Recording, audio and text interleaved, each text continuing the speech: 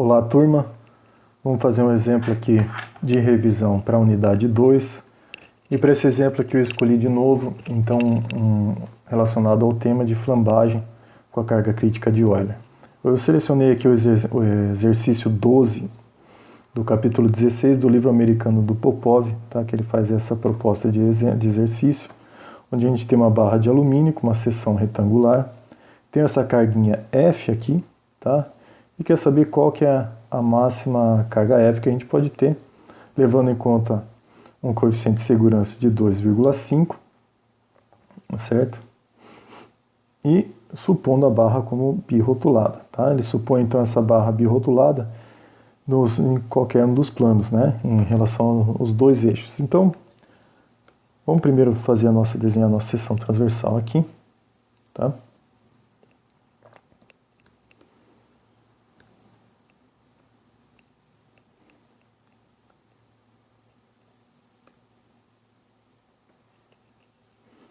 Essa seção tem 25 por 16, então 25 milímetros e 16 milímetros. E vamos localizar aqui os eixos. Eu tenho aqui, vamos supor aqui um eixo X, aqui um eixo Y e o nosso eixo Z saindo aqui do plano, tá?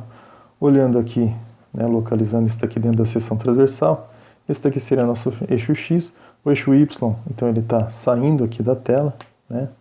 E o eixo Z está vindo para cá. Então vocês vejam que a gente tem possibilidade de flambagem em torno de Z ou de X, mas se a gente tiver então a mesma condição de restrição nos nós, mesma condição de apoio dos nós, obviamente que a flambagem em torno do eixo X é ela que vai acontecer, tá? Então aqui o Popov só informa que a barra é birrotulada. Vamos ver, né? Aqui ele fala então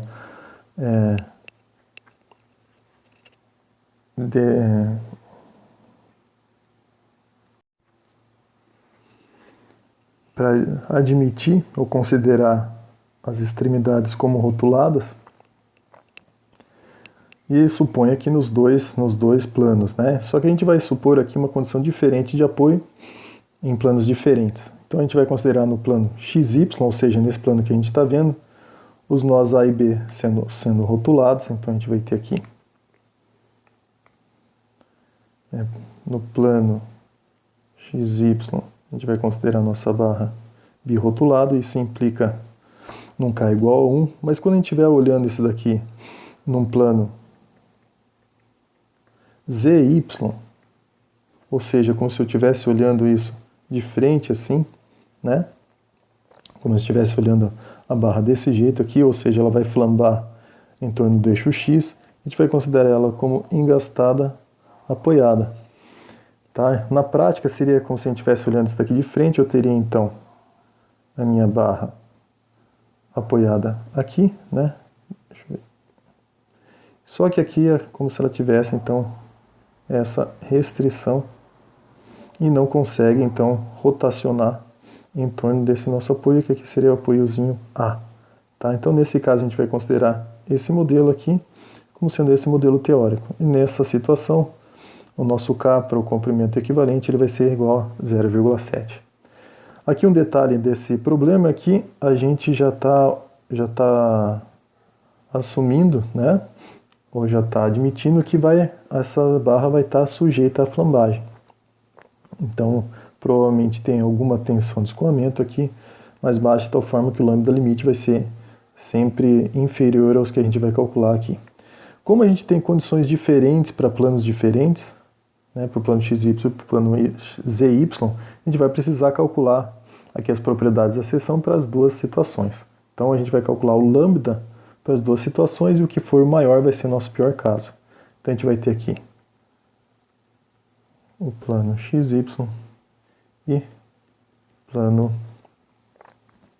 ZY. Então vamos começar calculando a área. A área dos dois vai ser a mesma, né? 15 vezes 25, perdão, 16 vezes 25, né? Que vai dar 400 milímetros quadrados. E o nosso momento de inércia no plano XY, tá? Então esse daqui é o nosso plano XY, a gente vai estar rotacionando essa barra em torno do eixo Z. Tá? Então, a gente vai chamar isso daqui de IZ. A nossa base aqui, em torno do eixo Z, é 16 milímetros e a altura é 25. Então, BH ao cubo sobre 12, vou ter 16 vezes 25 ao cubo sobre 12. Esse momento de inércia aqui vai dar para a gente 20.833 milímetros a quarta. No plano ZY, a gente vai estar rotacionando a nossa barra em torno do eixo X. Então, quer dizer que o nosso momento de inércia vai ser em torno do eixo X, a minha base vai ser 25, a altura vai ser 16. Isso daqui vai dar para a gente 8.533 milímetros a quarta. Tendo o momento de inércia, a gente pode calcular o raio de giração, que é a raiz do momento de inércia sobre a área. Então, a gente vai ter isso daqui, 20.833 sobre 400, vamos ter 7,21 milímetros. E em torno do eixo X, a gente vai ter 8.533 e a área igual a 400, que vai dar para a gente 4,62 milímetros. O nosso lambda ele vai ser o comprimento equivalente sobre o raio de giração, certo? Nosso comprimento equivalente vai ser o comprimento original vezes a rigidez, vezes o nosso coeficiente K, que leva em conta, então, as condições que a gente tem de apoio, as restrições de apoio. Então, a gente vai ter comprimento equivalente em torno do eixo Z, vai ser o comprimento da nossa barrinha, que como é um triângulo 3, 4, 5, né, a gente vai ter o comprimento dela aqui em 500 milímetros, e o nosso K, para uma barra birrotulada, é igual a 1, certo? Então aqui a gente vai ter o lambda em torno do eixo Z, sendo 500 dividido pelo raio de giração, que é 7,21. A gente vai ter aqui um coeficiente de esbeltez de 69,3. O nosso comprimento equivalente em torno do eixo X, tá certo? A gente vai estar no plano ZY. O nosso K, como a gente vai ter uma barra engastada apoiada, vai ser 0,7. Então a gente vai ter o comprimento, 500 vezes 0,7, eu vou ter aqui 350 milímetros.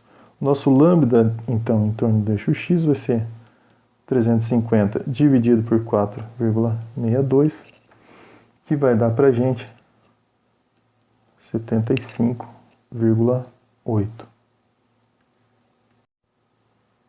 Então a gente já sabe aqui que o pior caso vai ser em torno do eixo X. Né? Então, por mais que a gente tenha uma condição aqui de apoio, de engaste-apoio, né? Um comprimento de flambagem menor, em função do momento de inércia da nossa seção transversal, a flambagem vai acontecer em torno do eixo X. Então a gente já sabe aqui, vamos ver a carga crítica de Euler.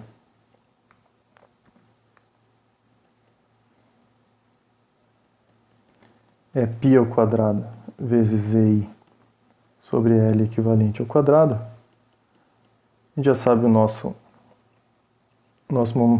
modo de elasticidade, 70.000 MPa.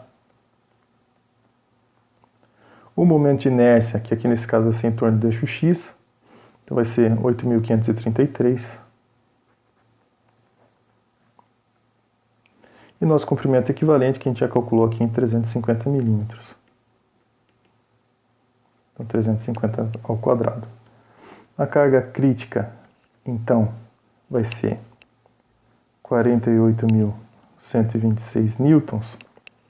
E lembre que eu estou usando toda a mesma unidade, né? Então, o meu comprimento está em milímetro, meu momento de inércia está em milímetro também, milímetro a quarta, né? E o meu módulo de elasticidade está em MPa, que é Newton por milímetro quadrado. Bom, lembra aqui que no exemplo, o Popov pediu para usar um coeficiente de segurança de 2,5. Então quer dizer que a gente vai ter um P máximo sendo igual a carga crítica calculada dividido por esse coeficiente de segurança. Então a gente vai ter 48.126 dividido pelo coeficiente de segurança, que é 2,5.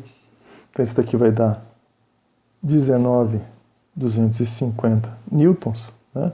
Ou se for usar quilonewton, 19,25 quilonewtons. Certo, pessoal? Então, esse exemplo a gente fica aqui. Ah, não, desculpa. Eu esqueci de fazer uma coisa, né? Eu esqueci que a gente quer saber, essa daqui é o meu P máximo no eixo da minha barra, né? Eu esqueci que eu tenho que decompor isso daqui para achar qual que é a minha máxima força F, certo? Então vejam só, minha força F, vamos fazer aqui então, deixa eu olhar. A gente tem então o nosso triângulo 3, 4, 5, certo? Eu tenho a minha força F aqui, né? E eu já sei que a minha componente dela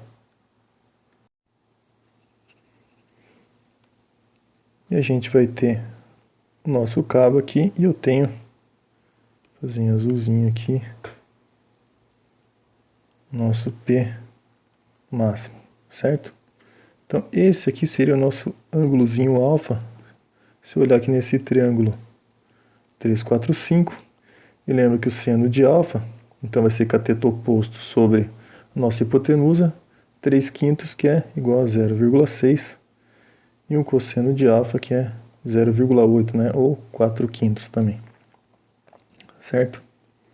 Então vamos ver aqui, vamos fazer, bom, para estar tudo em equilíbrio nesse nozinho, a gente vai fazer só somatório das forças em y igual a 0.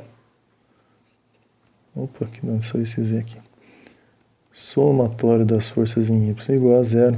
Eu vou ter meu F, aqui eu coloquei o sentido errado, né? Essa força aqui era de compressão, então está chegando no nó. Então vou ter menos F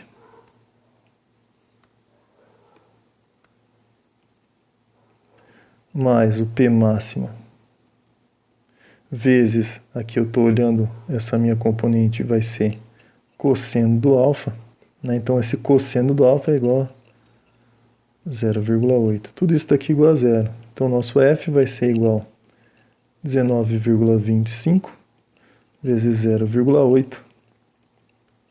A força máxima que a gente pode ter vai ser então